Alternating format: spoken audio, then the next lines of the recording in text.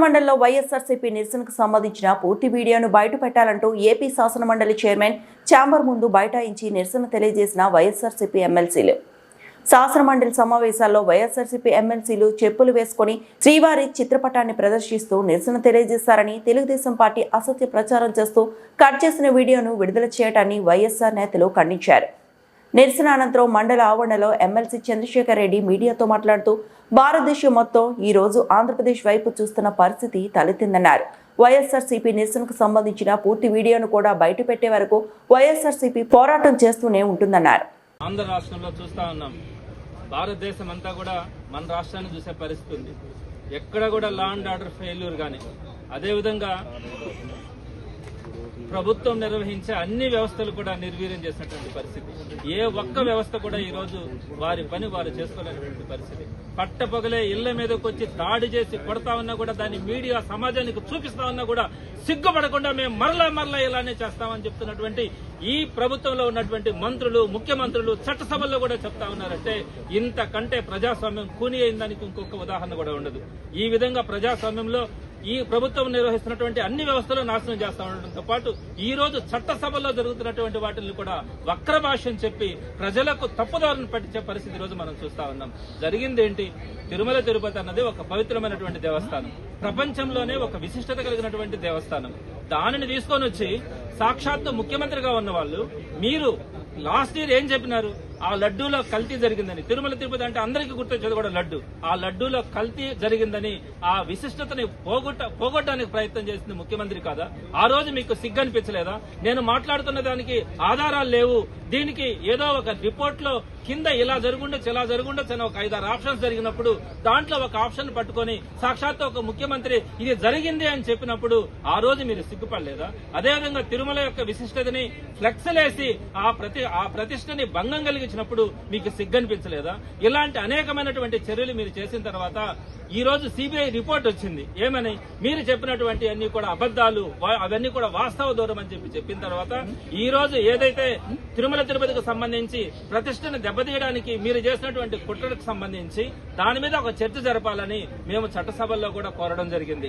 గత 5 రోజుల నుంచి ఈ రాష్ట్ర ప్రజల తరపున ఈ రాష్ట్ర ప్రజల మనోభావాలకు సంబంధించి మేము అక్కడ పోరాడుతా ఉన్నాం. దీని మీద చర్చించండి, వాస్తవాలు ప్రజలకు తెలియజేయండి. ప్రజలు ఈ రోజు చాలా బాధపడతా ఉన్నారు. జరిగినటువంటి అపచారం, దాని మీద చేసినటువంటి నిందలు, వీటన్నిటిని కూడా చర్చించమని మేము మాట్లాడుతూ ఉంటే ఏ మాత్రం సిగ్గు శరం లేకుండా దాని మీద చర్చించడానికి ముందు కూడా రానటువంటి పరిస్థితి.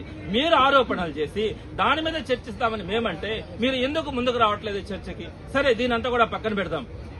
విసిగిపోయిన తర్వాత 4 రోజుల తర్వాత వెంకటేశ్వర స్వామి ఫోటోలు తీసుకొని దాంట్లో గోవింద ఈ సమాజాన్ని రక్షించు అనే ఒక క్యాప్షన్ ఉండేటట్టుగా అక్కడ ప్రింట్అవుట్లు తీసుకొని వచ్చి ఎల్ఓపి గారి దగ్గర పెట్టిన తర్వాత అందరూ కూడా వాటిని తీసుకొని పోడియం దగ్గరికి అనుకోవడం జరిగింది. కొంతమంది సభ్యులు వాటిని తీసుకొని చెప్పులు అక్కడ విడిచి పోడియం దగ్గరికి వెళ్లి నిరసన కార్యక్రమం చేయడం కూడా జరిగింది.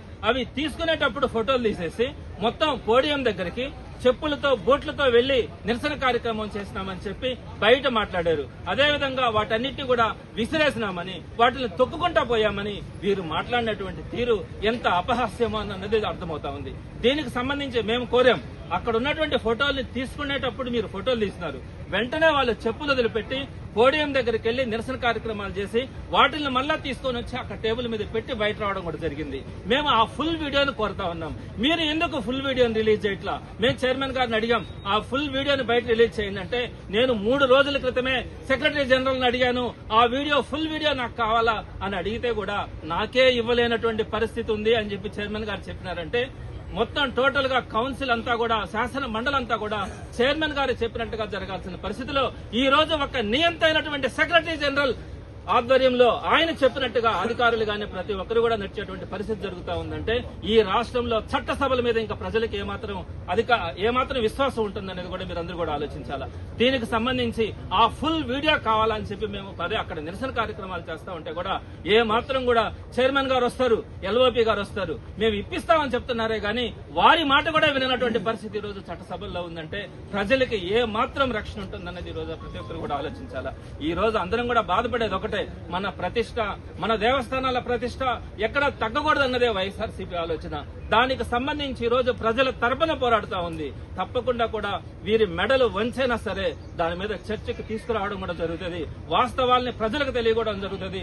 అదేవిధంగా మా సభ్యుల మీద ఏ విధమైనటువంటి నిందలేస్తున్నారో చెప్పులేసుకుని వెళ్లి షూలేసుకుని వెళ్లి పోడియం దగ్గర నిరసన కార్యక్రమాలు చేస్తున్నారని, వాటిని కింద పడేశారని, తొక్కారని, పైకి విసిరేశారని చెప్పినారో ఇవన్నీ పచ్చి అబద్దాలని చెప్పి నిరూపించేంత వరకు కూడా తప్పకుండా కూడా లోపల కౌన్సిల్లో హాల్లో కూడా పోరాటం చేయడం జరుగుతుందని తెలియజేస్తాను.